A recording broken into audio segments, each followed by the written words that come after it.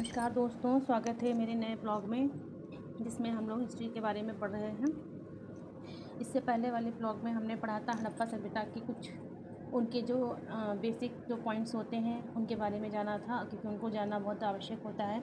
जब हम किसी चीज़ को पढ़ते हैं तो उसका बैक जो हमें, अगर हम उसकी जड़ नहीं देखेंगे, उसके बारे में समझेंगे नहीं, तो हमें समझ में नहीं आएगा। सिर्फ फैक्ट्स रट लेने से, सिर्फ पॉइंट पढ़ लेने से वो चीज़ें बहुत देर तक की हमारे दिमाग में नहीं बनी रहती। इसीलिए हमको उस चीज़ जो भी हमें टॉपिक पढ़ना है उसका हमें थोड़ा सा उसकी समझ बनानी होगी कि चीज़ें कहाँ से शुरू हुई, कैसे प्रकाश में आई, कौन लेकर आया। तो इस तरीके से हमने पिछले क्लास में या पिछले जो वीडियो में हमने ये चीज़ पढ़ी थी। क्लास तो नहीं बोलेंगे क्योंकि यहाँ पर मैं टीचिंग का काम नहीं कर रही हूँ। ये चीज़ मैं आपको बताना चाहूँगी।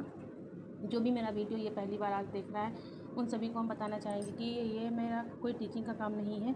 मैं एक्चुअली टीजीटी की तैयारी करती हूँ और अभी इस समय जो यूपी टेट आ रहा है, बस इसके बारे में हम अपने नोट्स आपसे शेयर कर रहे हैं। अपने जो भी जानकारी मुझे है, जिस तरीके से मैं पढ़ती हूँ, वो चीज़ें, वो बातें मैं आपसे शेयर कर रही हूँ। तो आज पढ़ते हैं हड़प्पा सभ्यता के स्थल। हमने हड़प्पा सभ्यता के बारे में जाना था पिछली वीडियो में। आज हमें यहाँ से पढ़ना है हड़प्पा सभ्यता के स्थल। जो सबसे ज़्यादा प्रश्न हमारे हड़प्पा सभ्यता के स्थलों से ही पूछा जाता है। देखिए क्या क्या स्थल हैं, कौन कौन से स्थल हैं जो हमें पढ़ने होंगे। तो पाकिस्तान की पहले जब बात कर लेते हैं, हमने पिछले वीडियो में पढ़ा था कि हड़प्पा सभ्यता के जो स्थान हैं वो हमें कहाँ कहाँ से मिले हैं। तो हड़प्पा सभ्यता के स्थान जो स्थल हमें हैं वो सिर्फ भारत, पाकिस्तान और अफ़गानिस्तान से ही मिले हैं। तो हमें इन्हीं तीनों देशों के जो स्थल जो मिले हुए हैं उनमें भी जो हमारे ज़्यादा महत्वपूर्ण स्थल हैं उन्हीं के बारे में हम पढ़ेंगे। तो आ जाते हैं पाकिस्तान की बात कर लेते हैं। पाकिस्तान में जो पंजाब का हिस्सा पड़ता है वहाँ देखिए मिला है हड़प्पा और जलीलपुर। जलीलपुर इससे पढ़िएगा कि ये पूछ लेंगे कभी कभी, और कुछ नहीं पूछेंगे, ये पूछेंगे कि जलीलपुर कहाँ स्थित है। तो आप बताइए, पंजाब पाकिस्तान में जलीलपुर स्थित है। फिर बात करते हैं सिंध प्रांत की। तो सिंध प्रांत में हमारा मोहनजोदड़ो, चनहूदड़ो और आमरी कोटदीजी। तो ये हम 4 स्थलों को याद रखेंगे, मोहनजोदड़ो, चनहूदड़ो, आमरी और कोटदीजी। तो कोटदीजी और आमरी स्थल हैं, तो ये हमारे क्या हैं, प्राक हड़प्पा स्थल ही हैं, प्राक हड़प्पा स्थल हैं। ठीक है, मतलब हड़प्पा सभ्यता के पहले के भी ये स्थल माने जाते हैं। तो ये प्राक हड़प्पा स्थल हैं। फिर तीसरा स्थान है बलूचिस्तान। बलूचिस्तान में हम कुछ स्थानों को देखेंगे। देखिए सुदका गेंडोर, सोदकाको, डाबरकोट, बालाकोट, अल्लादीनो, मेहरगढ़, पेरियानो, घुंडई और नौशारो। तो ये कुछ स्थान हैं। इसमें आपको सुदका गेंडोर, सोदकाको, डाबरकोट, बालाकोट और मेहरगढ़, नौशारो को याद रखना है। नौशारो से एक प्रश्न बहुत अच्छा पूछा जाता है कि भारत में जो आज भी सिंदूर लगाने की प्रथा है वो कहाँ से, इसके साक्ष्य कहाँ से प्राप्त हुए थे। तो नौशारों से हमें सिंदूर लगाने के साक्ष्य प्राप्त हुए थे, सिंदूर लगाने के साक्ष्य प्राप्त हुए थे। तो इस तरीके से हम चीज़ों को साथ में कोरिलेट करते हुए पढ़ेंगे तो उससे क्या होगा कि चीज़ें देर तक हमारे माइंड में सेट हो जाएंगी। कभी भी आप नौशारों को देखेंगे तो आपको देखना है कि नौशारों से क्या ही हमको मिला था। तो हमें नौशारों से क्या मिला था, सिंदूर लगाने के साक्ष्य का जो प्रमाण था उसके बारे में पता चला था। देखिए मैप है, मैप में ये जो अब नक्शा बना हुआ है उस हिसाब से देखें तो ये इंडिया है, ये हमारा इंडिया है, और ये जो हिस्सा आता है ये हमारा पाकिस्तान का है, और ये हमारा हिस्सा अफ़गानिस्तान का है। तो ये जो चीज़ें ऐसे आई हुई हैं, ये इस तरीके से यहाँ से ये यहाँ तक की स्थल पाए गए, फिर यहाँ से यहाँ तक स्थल पाए गए। तो ये हमें कैसे दिखती है, तो ये हम अगर एक उनका ऐसे लाइन खींचें तो ये हमें कैसे दिखती है, त्रिभुजाकार दिखती है। तो हम बोलेंगे कि जो हड़प्पा सभ्यता है वो किस आकार की सभ्यता है। तो हड़प्पा सभ्यता हमारी त्रिभुजा आकार सभ्यता है। ठीक है,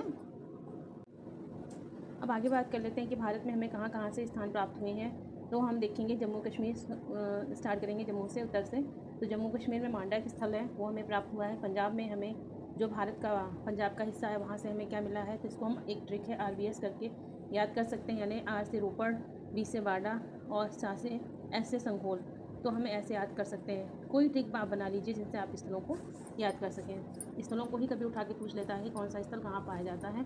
तो इस तरीके से आप याद करिएगा। फिर हम बात कर लेते हैं हरियाणा की। हरियाणा में हमें कौन कौन से स्थल प्राप्त हुए हैं। तो बनावली, राखीगढ़ी, मिताथल, सिसवाल, भगवानपुरा, कुणाल, बहावलपुर। ये स्थल हमें कहाँ से प्राप्त हुए हैं?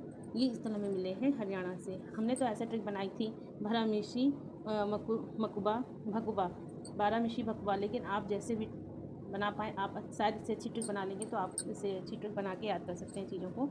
ये हमारा राजस्थान का है, ये बहुत इम्पॉर्टेंट है। तो राजस्थान में हमें कहाँ से इसके स्थल प्राप्त हुए हैं देखिएगा। तो राजस्थान में हमें कालीबंगा, ये इसका महत्वपूर्ण स्थान है। यहाँ से हमें हड़प्पा सभ्यता के स्थल ये कालीबंगा प्राप्त हुआ था। उसके बाद बात कर लेते हैं कच्छ की खाड़ी, उसके बाद बात करते हैं गुजरात की। तो गुजरात में हमको 2 स्थानों के बारे में बात करना पड़ेगा। पहला है कच्छ की खाड़ी और दूसरा है खंबाती खाड़ी। कच्छ की खाड़ी में जो स्थल हमें मिले वो धौलावीरा थे, सुरकोटदा थे और देसलपुर थे। ये 3 मिले थे, धौलावीरा, सुरकोटदा और देशलपुर। ये कहाँ से मिले थे? ये कच्छ से मिले थे। आप ऐसे भी याद कर सकते हैं, 3 स्थान ये हैं इम्पॉर्टेंट। कच्छ में भी 3 अक्षर पढ़ते हैं और 3 स्थान कच्छ में पढ़ते हैं। तो इस तरीके से आप याद कर सकते हैं, या जैसे कोई भी ट्रिक बना सकते हैं तो ऐसे आप पढ़ सकते हैं। खंबात की खाड़ी में हमको क्या मिला है? लोथल, रंगकुंड, रोजदी, भगवत राव और प्रभास पत्तन। सभी स्थान इंपॉर्टेंट है। सबके बारे में पूछ लेता है कि कौन सा स्थल कहाँ से मिला है। महाराष्ट्र में दायमाबाद है, उत्तर प्रदेश में मेरठ ज़िले में आलमगीरपुर, सहारनपुर में बड़गांव और मुजफ्फरनगर में मांडी मिला है। और सहारनपुर में बड़गांव भी है और हुलास है। हुलास पूछा जा चुका है कि हुलास स्थल कहाँ स्थित है, तो इस तरीके से हम पढ़ेंगे। अब स्थल देखेंगे, पहला रोपड़। तो रोपड़ के बारे में हमें क्या पढ़ना है? देखिए, उल्लेखनीय है कि स्वतंत्रता प्राप्ति के पश्चात सर्वप्रथम खोजा गया स्थल रोपड़ है। स्वतंत्रता प्राप्ति के पश्चात बहुत से स्थल खोजे गए थे, तो उसमें एक जो सबसे पहले स्थल स्वतंत्रता प्राप्ति के बाद में खोजा गया था वो रोपड़ है। जबकि स्वतंत्रता प्राप्ति के पश्चात सबसे ज़्यादा स्थल गुजरात प्रांत में खोजे गए थे। सबसे पहला स्थल रोपड़ पंजाब में खोजा गया, लेकिन सबसे ज़्यादा स्थल कहाँ खोजे गए? तो गुजरात प्रांत में खोजे गए। इस सभ्यता का सबसे पूर्वी स्थल आलमगीरपुर तथा सबसे पश्चिमी स्थल सुतका गेंडोर, उत्तरी मांडा और दक्षिणी दायमाबाद है। तो ये भी याद रखना है। ये क्वेश्चन पूछते हैं कि उत्तर में कौन सा स्थान है या दक्षिण में कौन सा स्थल है, तो इन सब स्थलों को आपको याद रखना है। एक बार और इसको रिपीट करते हैं। इस सभ्यता का सबसे पूर्वी स्थल आलमगीरपुर है, ऐसे बना लीजिएगा ये। तो ये हमारा पूरब है, तो पूर्वी स्थल हमारा हो गया आलमगीरपुर और दक्षिणी हमारा हो गया दायमाबाद, पश्चिमी हमारा हो गया सुतका गेंडोर, उत्तरी हो गया हमारा मांडा। इनका स्थान भी याद रखिएगा कहाँ से कहाँ ये है। आलमगीरपुर से और सुतका गेंडोर के बीच की जो दूरी है, मतलब ये जो डिस्टेंस है, ये कितना है? ये 1400 किलोमीटर है, 1600 किलोमीटर है, 1600 किलोमीटर। और मांडा से दायमाबाद की दूरी जो है वो 1400 किलोमीटर है। ये भी थोड़ा दिमाग में रखिएगा, पूछ सकते हैं। सभ्यता का आकार त्रिभुजाकार था, जो हम देख चुके हैं पिछले अभी थोड़ी देर पहले कि सभ्यता का आकार कैसा था? वो त्रिभुजाकार था। जॉन मार्शल के निर्देशन में दयाराम साहनी द्वारा हड़प्पा और राखाल दास बनर्जी द्वारा मोहनजोदड़ो का उत्खनन किया गया। जनहुदड़ों के खोजकर्ता जो थे वो अर्नेस्ट मैके थे और मजूमदार थे। कालीबंगा के अमलानंद घोष थे। धौलावीरा और सुरकोटदा के जगपति जोशी थे। आलमगीरपुर के और रोपड़ के एकदर शर्मा थे। लोथल के एस.आर. राव थे। तो किस स्थल को किसने उत्खनन करवाया है, इसके बारे में भी पूछा जाता है, तो ये भी आपको याद रखना है। तो हड़प्पा के बारे में हम जानेंगे, जो हमारे स्थल उनकी विशेषताओं के बारे में हम जानेंगे। तो सबसे पहले हड़प्पा के बारे में जानते हैं। हड़प्पा जो है वो सर्वप्रथम खोजा गया स्थल है। इसकी खोज 1921 में किसके निर्देशन में हुई थी? जॉन मार्शल के निर्देशन में और उत्खननकर्ता में आपको ध्यान रखना है निर्देशन में होगा जॉन मार्शल के निर्देशन में। किसके द्वारा खुदाई की गई? दयाराम साहनी द्वारा। तो हड़प्पा सभ्यता को जॉन मार्शल के निर्देशन में दयाराम साहनी द्वारा उत्खनन करवाया गया। मोहनजोदड़ो के बाद हड़प्पा क्षेत्रफल के दृष्टिकोण से दूसरा सबसे बड़ा स्थल है। मतलब पहला तो हो गया मोहनजोदड़ो क्षेत्रफल के दृष्टिकोण से, और दूसरा कौन सा हो गया? हड़प्पा। तो पहला हड़प्पा नहीं है, पहला हड़प्पा खोजा गया स्थल है, जबकि सबसे बड़ा स्थल जो है वो मोहनजोदड़ो है। ठीक है। यह पाकिस्तान का पंजाब प्रांत का जो साहिवाल ज़िला है वहाँ स्थित है। यह रावी नदी के बाएं किनारे में है। माउंट एबी यह हड़प्पा का दुर्ग टीला है। 15 श्रमिक आवासों के साक्ष्य यहाँ मिले हैं। तो माउंट एबी के बारे में जब कभी आपसे पूछेगा, माउंट एबी ये जो क्या है हड़प्पा का एक दुर्ग टीला है। देखो दुर्ग टीला होता था, अब नगर टीला होता था। तो दुर्ग टीला जो होता था विशेष लोगों के लिए होता था। ये माउंट एबी इसका नाम रखा गया था। 15 समय काला जो आवासों के साक्ष्य वही वो इसी दुर्ग टीले पर ही मिला था। सोने का 6 लड़ियों वाला हार भी मिला था। अन्नागार मिला था जो रावी नदी के किनारे स्थित है। और हमें क्या मिला था, R37 नामक एक कब्रिस्तान मिला था। ये कब्रिस्तान आवासी के जो आवास मतलब जहाँ लोग रहते थे उसके दक्षिण में स्थित है। समाधि एच मिला था। ये समाधि एच नामक जो परवर्ती काल की कब्रें मिली हैं जिसकी अनुमानित आय 1750 से 1450 BC है। यहाँ से क्या हुआ था कि गठिया या जोड़ों के दर्द की बीमारी पाई गई थी। अब बात कर लेते हैं मोहनजोदड़ो की। तो मोहनजोदड़ो में क्या हुआ था, इसकी खोज 1922 में जॉन मार्शल के निर्देशन में राखाल दास बनर्जी द्वारा इनको उसका जो है उत्खनन कराया गया था। तो हड़प्पा सभ्यता का उत्खनन जॉन मार्शल के निर्देशन में ही हुआ था, लेकिन 1921 में दयाराम साहनी ने कराया था। जबकि मोहनजोदड़ो इसकी खोज 1922 में जॉन मार्शल के निर्देशन में ही राखाल दास बनर्जी द्वारा कराया गया है। इसकी स्थिति क्या है, ये कहाँ स्थित है ये देख लेते हैं। तो ये पाकिस्तान के सिंध प्रांत के में जो लरकाना ज़िला है, लरकाना का जो साहिब ज़िला है वहाँ सिंधु नदी के दाईं ओर ये स्थित है। अच्छा, अन्य नाम इसके क्या है जो हम पढ़ा करते हैं कि मोहनजोदड़ो को क्या बोला जाता है। तो अन्य नाम इसके हैं प्रेतों की टीला, प्रेतों का टीला, स्तूप टीला, ये भी इसको बोला जाता है, प्रेतों का टीला और स्तूप टीला। यहाँ से जो कुषाण कालीन स्तूप के साक्ष्य भी मिले हैं। या एक नोट आप लिख लीजिएगा यहाँ पर, लोथल से मम्मी यानी मुर्दा के साक्ष्य मिले, अतः लोथल को मुर्दों का नगर कहते हैं। प्रेतों का टीला कहते हैं मोहनजोदड़ो को, और लोथल को क्या कहते हैं, मुर्दों का नगर कहते हैं। तो कभी ये अब पूछ ले मुर्दों का नगर, तो हम लोग के दिमाग में होता है कि मोहनजोदड़ो को ही वहाँ सबसे ज़्यादा हमें ये समाधि स्थल मिले, इसलिए प्रेतों का टीला बोला जाएगा। तो मुर्दों का नगर होगा लोथल और प्रेतों का टीला होगा मोहनजोदड़ो। अब यहाँ से क्या क्या चीज़ मिले थे, क्या क्या साक्ष्य मिले थे वो बात कर लेते हैं मोहनजोदड़ो से। तो मलेरिया रोगी का शव या कंकाल मिला था, जबकि हमें हड़प्पा से क्या मिला था, गठिया रोग जो मिला था। तो गठिया रोग की जो वहाँ पर पहचान की गई थी। यहाँ से मानव कंकाल के साथ बकरे का कंकाल भी मिला, यानी मानव के साथ बकरे को भी यहाँ पर दफनाया जाता रहा होगा। और यहाँ से हमें क्या मिला है, यहाँ से प्राप्त एक मोहर या सील पर में एक व्यक्ति को बाघ से लड़ते हुए दिखाया गया है। यहाँ से प्राप्त एक अन्य मोहर में सुमेरियन नामों का अंकन मिला है। यहाँ से कांसे की नग्न नारी की मूर्ति मिली है जो कितनी मीटर लंबी है, 11.5 सेंटीमीटर की है। यहाँ से प्राप्त एक मोहर पर एक योगी का अंकन मिला है सॉरी। यहाँ से सीप निर्मित पैमाना या स्केल मिला है। अब जब सीप निर्मित पैमाना या स्केल की बात करते हैं तो देखिए पैमाने कहाँ कहाँ से मिले हुए हैं। जो मोहनजोदड़ो से मिला है पैमाना वो सीप से निर्मित है, और एक पैमाना हमें लोथल से मिला है वो हाथी दांत से निर्मित है। एक पैमाना हमें कालीबंगा से मिला है जो पकी मिट्टी से निर्मित है। तो पैमाने के बारे में हमें तीनों पॉइंट ये याद रखने हैं कि एक पैमाना जो सीप से निर्मित है मोहनजोदड़ो से, हाथी दांत से निर्मित पैमाना लोथल से, और पक्की मिट्टी से निर्मित पैमाना कालीबंगा से मिला है। शिलाजीत की प्राप्ति हुई है। यहाँ से चांदी का कलश मिला है, इसमें लाल रंग का सूती कपड़ा भी जो सूती कपड़े का टुकड़ा मिला है।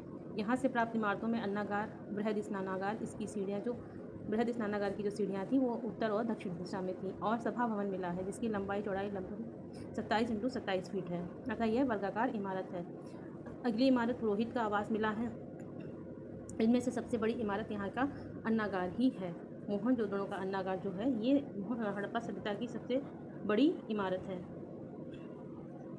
लोथल से भी जो है, अब एक नोट करिएगा, लोथल से भी जो है फर्श जड़ित 12 स्नानगृहों का सेट मिला है। लोथल, अब बात कर लेते हैं लोथल की। लोथल कहाँ है, गुजरात में खंभात की खाड़ी में भोगवा नदी के किनारे स्थित है। इसके खोजकर्ता कौन थे, SR राव थे। बहुत इंपॉर्टेंट है, इसको जरूर पढ़िएगा कि खोजकर्ता कौन थे और कहाँ किस नदी पर कौन सी चीज़ कौन सा स्थान स्थित है। तो ये चीज़ें भी आपको बहुत ज़्यादा विशेषताओं के साथ साथ पढ़नी पड़ेंगी। लोथल को मुर्दों का नगर अभी हमने पीछे पढ़ा, तथा लघु हड़प्पा या लघु मोहनजोदड़ो भी कहते हैं। तो हम लोथल को क्या क्या कहते हैं, मुर्दों का नगर, लघु हड़प्पा या लघु मोहनजोदड़ो। लोथल में दुर्ग और नगर को एक ही रक्षा प्राचीर से घेरा गया है। हमने देखा है कि जैसे कई कई स्थलों पर क्या किया गया है, बहुत से स्थलों पर यह हुआ है कि दुर्ग और नगर अलग अलग रक्षा प्राचीर से एक बाउंड्री से घिरे हैं, लेकिन लोथल एक ऐसा नगर है जहाँ पर एक ही रक्षा प्राचीर से नगर और दुर्ग को घेरा गया है, जबकि अन्य स्थलों में दुर्ग और नगर अलग अलग रक्षा प्राचीरों से घेरे गए हैं। मम्मी के साक्ष्य मिले हैं। अग्निकुंड प्राप्त किया गया है एक, और कालीबंगा यहीं पर हम देख लेते हैं। अग्निकुंड की बात करते हैं तो हमें लोथल से एक अग्निकुंड मिला है, जबकि कालीबंगा से हमें 7 अग्निवेदिकाएँ मिली हैं। ये भी आपको बहुत इंपॉर्टेंट पॉइंट है, इसे याद रखना है। युग्म समाधियों की बात करते हैं तो लोथल से 3 और कालीबंगा से 1। देखिए जब बात होती है अग्निवेदिकाओं की तो कालीबंगा से 7, लोथल से 1 जब बात होती है युग्म समाधियों की, तब लोथल से 3 और कालीबंगा से 1 युग्म समाधि हमें प्राप्त हुई है। यहाँ से हाथी दांत का पैमाना प्राप्त हुआ। अभी हमने पढ़ा पैमानों के बारे में कि सेब से निर्मित पैमाना मोहनजोदड़ो, लोथल से हाथी दांत से निर्मित पैमाना हमें मिला लोथल से, और पकी मिट्टी से निर्मित पैमाना कहाँ से मिला? कालीबंगा से। लोथल से रंगाई कुंड के साक्ष्य प्राप्त हुए हैं। यहाँ से डाकयार्ड यानी बंदरगाह के साक्ष्य मिले हैं, जिसकी लंबाई 216 मीटर और चौड़ाई कितनी है? 37 मीटर है। फारस की खाड़ी की एक मोहर भी मिली है। एक मृदभांड मिला है यानी मिट्टी का बर्तन मिला है, जिसमें एक कौवे और लोमड़ी का अंकन मिलता है। यहाँ से आटा चक्की का साक्ष्य भी मिला है। फर्श में जड़ा हुआ 12 स्नान ग्रह का समूह भी या सेट भी मिला है। तो आज हम इस वीडियो में इतने ही स्थलों के बारे में पढ़ेंगे। आगे कल के वीडियो में हम लोग आगे के स्थलों के बारे में पढ़ेंगे, और जितना भी पॉइंट हमने बताया है मैं इन्हीं को रिवाइज़ करती हूँ, तो आप भी इन्हीं को बार बार रिवाइज़ करिएगा। कोई भी एक नोट्स जो आपके पास होगा ही उसमें आप ऐड ऑन कर सकते हैं, जो कुछ भी आपके इसमें नया दिखता है, या आप अपनी बुक से पढ़ सकते हैं। तो कुछ भी जिसको भी पढ़िए आप अपना सोर्स लिमिटेड रखिए, एक तो नहीं कहेंगे पर सोर्स अपने लिमिटेड रखिए। यूपी टेट के लिए इतना ही बहुत होगा कि आप इतना ही पढ़ लें तो बहुत। लेकिन जैसे अगर हम बड़ी परीक्षाएं देते हैं, टीजीटी देते हैं, एलटी ग्रेड देते हैं, पीजीटी देते हैं, तो उसमें हमें कई बुक्स का भी सहारा लेना पड़ता है। अभी आप पेपर देख रहे हैं, बहुत डेप्थ में पेपर बन रहे हैं, तो हमें डिटेल में ही जानना होगा। तो आप इसको अपने नोट्स में जो भी कमी है उसको पूरे कर सकते हैं। इसमें से आप कुछ भी पॉइंट जो आपके नहीं लिखे हुए हैं वो लिख सकते हैं, या इस नोट से अपने नोट्स प्रिपेयर कर सकते हैं, प्लस बुक का सहारा भी ले सकते हैं अपने नोट्स प्रिपेयर करते वक्त। और सबसे एक बड़ी चीज़ है जो हमने कही है कि रिवीजन मस्ट है। रिवीजन तो आपको करना ही करना पड़ेगा, इसका कोई शॉर्टकट नहीं है। रिवीजन किया है तो सफलता है, वरना सफलता आपके हाथ नहीं लगेगी, आप कितना भी पढ़ लीजिए। तो बस यही एक मोटिवेशन के साथ में, यही एक थोड़ी सी जानकारी के साथ में हम आपसे फिर नए वीडियो में मिलते हैं। तब तक के लिए राधे राधे।